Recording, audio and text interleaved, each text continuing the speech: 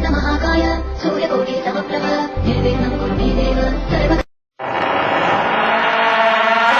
जब रात होती है तो हम एक दिया जला लेते हैं और उसकी रोशनी में खुद को महफूज समझते हैं, मगर उस रोशनी के परे जो अंधेरा है वो अपने अंदर बहुत सारी कहानियां समेटे हुए है और इन्हीं कहानियों को आप तक लेकर आता है रात के अंधेरे में।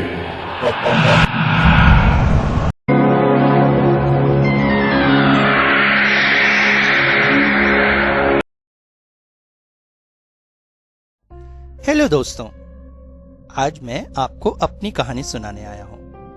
मेरा नाम चंद्रभूषण है, मगर मम्मी पापा प्यार से मुझे बबलू बुलाते हैं।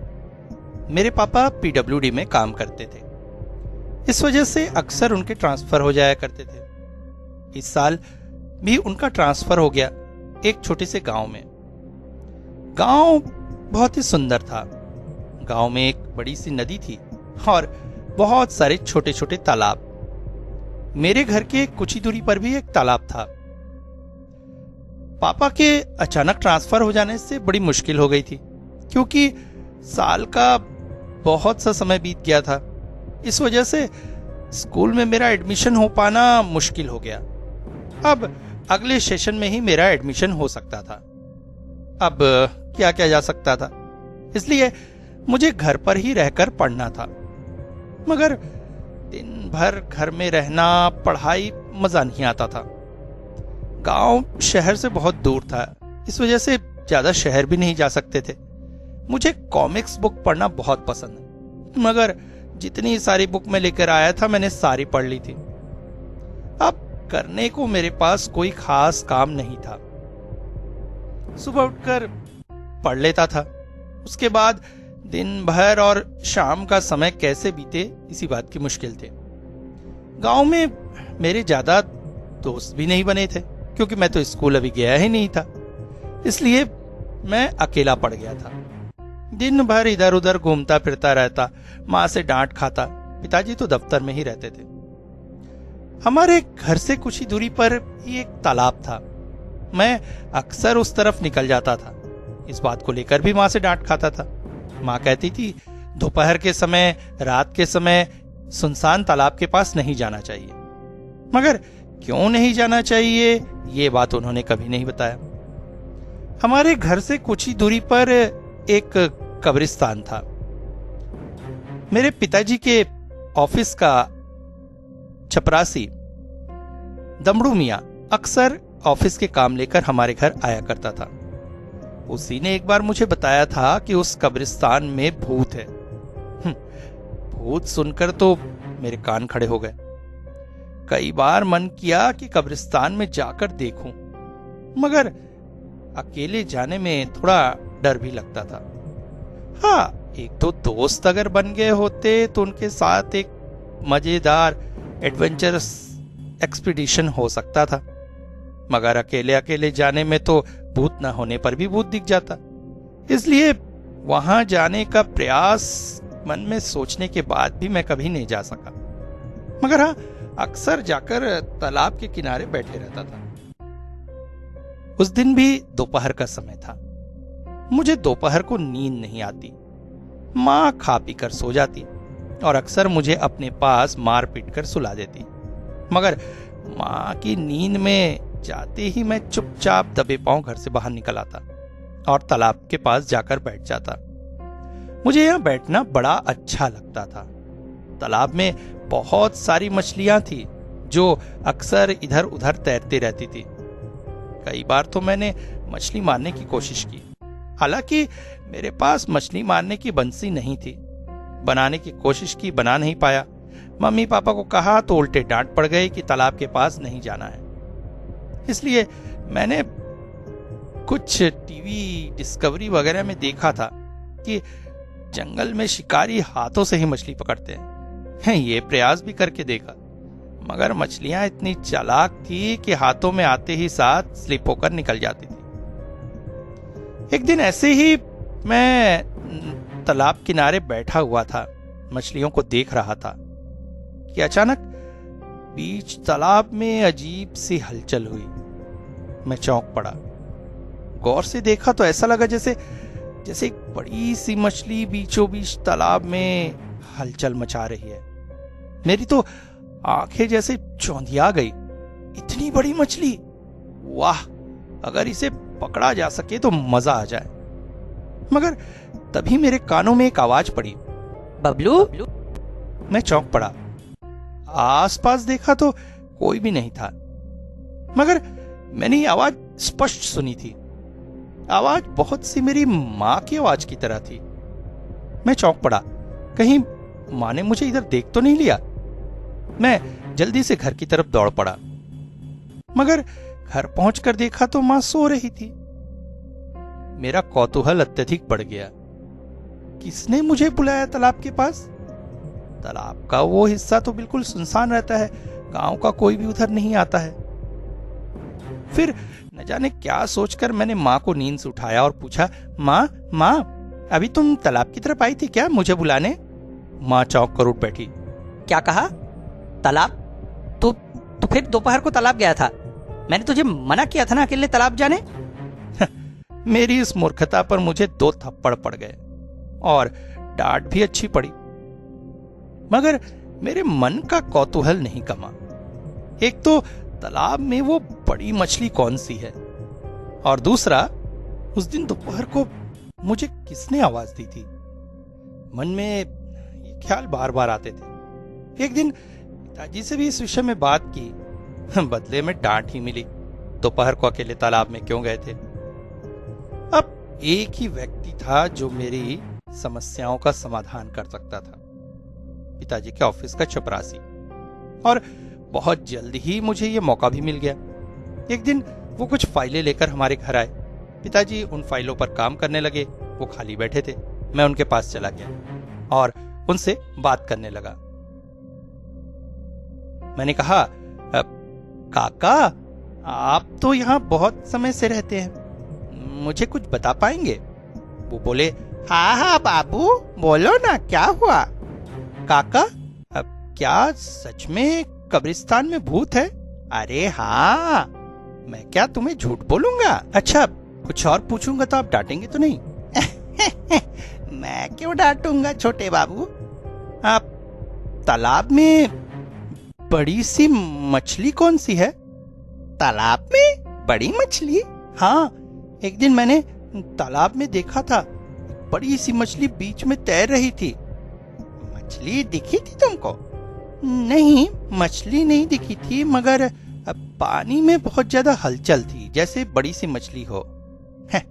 छोटे बाबू, दोपहर को तालाब में मत जाया करो। इस गांव के तालाबों में पानी मारा है, पानी मारा। पानी मारा? वो क्या होता है? तुमने पानी मारा नहीं सुना है? यहाँ गांव में तो सभी जानते हैं। पानी मारा एक तरह का भूत होता है जो तालाबों वगैरह में रहता है। वो बड़ों को तो कुछ नहीं करता, मगर बच्चों को पानी में डुबाकर मार देता है। यहाँ के तालाब बहुत पुराने हैं, राजाओं के जमाने के, और इन तालाबों के बीच में गाती है। गाती क्या? गाती एक बहुत गहरी सुरंग जो पाताल तक चली गई है, और इन्हीं गातियों में रहता है पानी मूरा। आपने पानी मारा कभी देखा है? हाँ, 2-3 बार। उनका सर मगर की तरह होता है और शरीर आदमी की तरह। वो कभी कभी तालाब से बाहर आते हैं शिकार करने। पानी में डूबकर मरे हुए लोग पानी मारा बनते हैं। और यहाँ के कब्रिस्तान के भूतों के साथ इन पानी मारा भूतों की बड़ी लड़ाई है।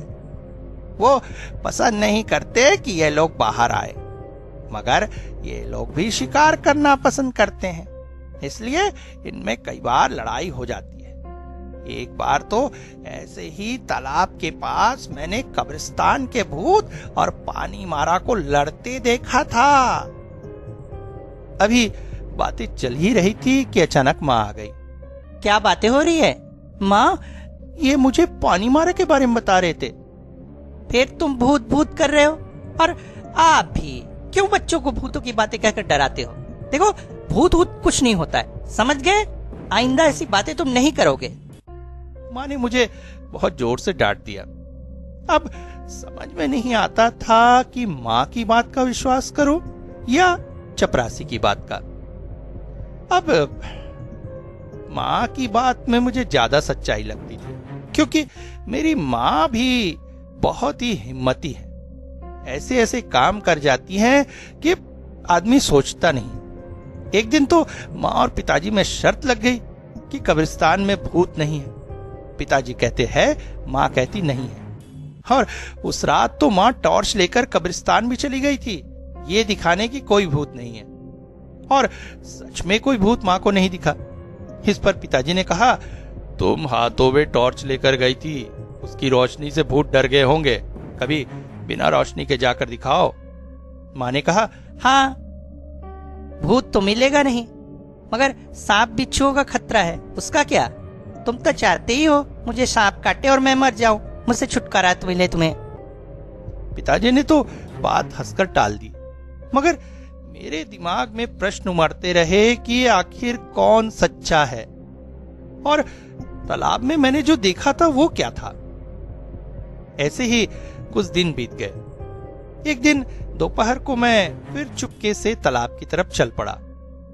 आज मैंने हाथ में एक मोटी सी लाठी रख ली थी, कहीं अगर भूत वूत दिखा तो दूंगा एक। तालाब के किनारे पहुंचकर मैं ठिठक गया। तालाब से अभी मैं वैसे थोड़ी दूरी पर था। मैंने देखा तालाब के पास एक टीले पर एक आदमी बैठा हुआ है, जो पूरी तरह से गंजा था। उसने एक चड्डी और एक सैंडो बनियान पहनी हुई थी, मगर उसका शरीर पूरी तरह से गीला था और पानी में वो पैर मार रहा था, जिससे पानी दूर दूर तक छिड़क रहा था। पहले लगा आसपास के गांव का कोई होगा जो तालाब में नहाने आया होगा, मगर इन तालाबों में गांव का कोई नहाता नहीं है। कहीं दूसरे गांव से कोई चोर उचक्का तो आकर नहीं बैठा है, मगर जिस आराम से वो बैठकर पैर मार रहा था पानी में, उससे चोर उचक्का तो नहीं लग रहा था। मैं धीरे धीरे उसके पास पहुंचा, मगर जैसे ही उसने मुझे देखा वो बहुत ज्यादा डर गया और कूदकर तालाब में चला गया। मैं चौंक गया। अरे रे, मुझसे इतना क्यों डरा वो? मैं बाहर खड़ा होकर इंतजार करने लगा। अब मेरे मन में पूरी तरह से भावना थी कि वो कोई चोर उचक्का ही है जो गांव में दोपहर के सुन्नाटे में चोरी करने आया है। तालाब देखकर यहाँ पर नहाने का आनंद ले रहा होगा। मेरे हाथ में लाठी थी, डर किस बात का? मैं बाहर ही रुककर उसका इंतजार करने लगा, मगर ये क्या? काफी समय बीत जाने के बाद भी वो तालाब से बाहर नहीं आया। इतने समय तक कोई तालाब के अंदर कैसे रह सकता है? अब समय बिताने के लिए मैंने गिनती भी शुरू कर दी थी, मगर गिनती 500 पार हो गई थी और वो आदमी तालाब से बाहर नहीं आया। मेरे मन में अचानक एक खटका जगा। कहीं पानी मारा यही तो नहीं है? कहीं चपरासी काका ने मुझे उल्लू तो नहीं बनाया? उन्होंने कभी पानी मारा देखा ही नहीं है, मगर का मुंह आदमी का शरीर, ऐसा कभी हो सकता है क्या? मगर मेरे सामने जो व्यक्ति था उसके बारे में एक बार सोचते ही मैं थोड़ा सा चौंक गया। मुझे याद आया उसके शरीर पर बाल नहीं थे, न सर में बाल थे, न भौहें थी, न पलकें, और शरीर पर भी शायद बाल नहीं थे। ऐसा तो कोई इंसान नहीं होता है। मतलब कहीं मैंने पानी मारा सच में तो नहीं देखा? और फिर इतनी देर तक तालाब से कोई ना निकले, ऐसा हो सकता है क्या? मैंने एक बड़ा सा पत्थर का ढेला लेकर तालाब में फेंक दिया।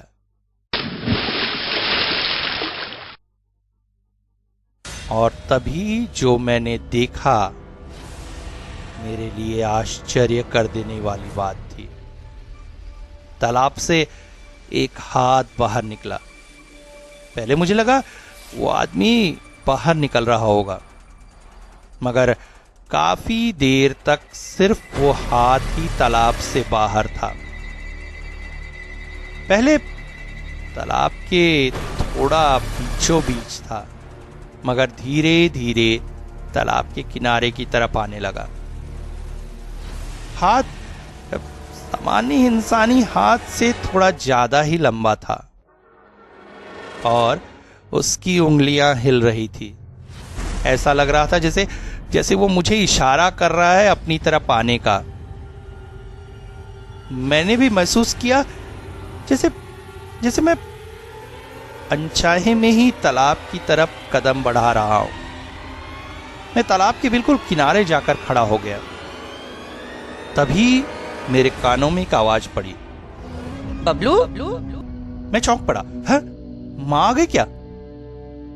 मुड़कर आसपास देखा तो कोई नहीं था। वो हाथ भी धीरे धीरे मेरे काफी करीब आ गया था। फिर एक बार कानों में आवाज आई, बबलू। मैं चौंक पड़ा। आखिर कौन है जो मुझे बार बार आवाज दे रहा है, मगर आसपास तो फिर कोई नहीं था। मगर तभी मैंने लाठी उठाकर उस हाथ पर एक जोर का वार किया। लाठी की चोट खाते ही हाथ तालाब के अंदर चला गया। मुझे समझ में आ गया वही आदमी तालाब के अंदर है, मगर इतनी देर तक सांस कैसे रोके है यह पता नहीं, मगर वही है। अगले ही पल वो हाथ फिर बाहर आया। मैंने एक और जोरदार वार लाठी का उस हाथ पर कर दिया। वो फिर से पानी के अंदर चला गया और थोड़ी देर में फिर से बाहर आया। अब की बार ऐसा लगा था जैसे वो मेरे पैरों को पकड़ना चाहता है। मैंने जल्दी से पैर पीछे हटाए और लाठी का एक जोरदार वार उस हाथ पर करना चाहा, मगर अब की बार उसने मेरी लाठी पकड़ ली और झटके से मुझे खींचा। मैंने लाठी छोड़ देना चाहा, मगर तब तक असंतुलित होकर मैं तालाब में गिर चुका था। मैं डर से कांप उठा। अरे ये क्या हो गया? मुझे पानी मारा का उतना डर नहीं था, डर था कि मुझे तैरना नहीं आता है। मैं क्या करूंगा? कैसे पानी से निकलूंगा? मैं किसी तरह से पानी में छटपटाने लगा। मन में डर ये भी था कि अभी पानी मारा मेरे पैर पकड़कर मुझे तालाब के अंदर ले जाएगा। मैं डर और भय से कांपने लगा। मुझे समझ में नहीं आ रहा था मैं क्या करूं। पानी मारा आकर मुझे पकड़ेगा ये डर तो था, अगर नहीं भी पकड़ता है तो मैं तैरना नहीं जानने के कारण पानी में डूबकर मर जाऊंगा। तभी मुझे एहसास हुआ मेरे पैर को कोई पकड़ रहा है। अरे माँ! मेरे मुंह से अचानक चीख निकल गई, माँ बचाओ माँ! मुझे पता था मेरी आवाज सुनने वाला यहाँ कोई नहीं है। माँ तो सो रही होगी और आसपास भी सुनसान है। ऐसे में मैं सिर्फ चिल्ला सकता था। मगर अगले ही पल पानी में एक तेज आवाज हुई, जैसे कोई पानी में कूदा हो। मैं चौंक पड़ा। माँ थी। वो मुझे पकड़कर तालाब के किनारे ले आई। इसके बाद मैं बेहोश हो गया। आँख खुली तो खुद को घर की खाट पर सोया हुआ पाया। माँ गर्म कपड़े से मेरी सिकाई कर रही थी। पिताजी पास में थे और शायद डॉक्टर भी आए हुए थे। चपरासी काका भी थे। मेरी आंख खुलते ही माँ ने मुझे डांटा, तुमसे कहा था ना मैंने नहीं जाना है तालाब के पास, फिर क्यों गए थे तालाब में? माँ वो खैर तब का समय तो किसी तरह से बीत गया, मगर माँ ने नया फरमान सुना दिया कि मुझे तैरना सीखना होगा और वो मुझे सिखाएगी। समझ सकते हैं मैंने करीब 2 हफ्ते में ही तैरना सीख लिया, मगर तैरने के लिए मैं तालाब में नहीं गया। माँ ने मुझे नदी में तैरना सिखाया। इसके बाद मैंने माँ से पूछा था कि आखिर वो तालाब तक कैसे आई, तो उन्होंने बताया कि दोपहर को सोते हुए अचानक उनके कानों में ऐसी आवाज आई जैसे मैं उन्हें बुला रहा हूं। वो हड़बड़ाकर उठ गई और मुझे घर में ना पाकर तालाब की तरफ चली गई, क्योंकि उन्हें पता था कि मैं अक्सर दोपहर में तालाब में चला जाता हूं। तो दोस्तों, मुझे तो आज तक ये समझ में नहीं आया कि आखिर उस दोपहर मैंने क्या देखा था और मुझे कौन पुकार रहा था और मां को किसने पुकारा। अगर आपके पास इन प्रश्नों का जवाब है तो मुझे जरूर बताइएगा।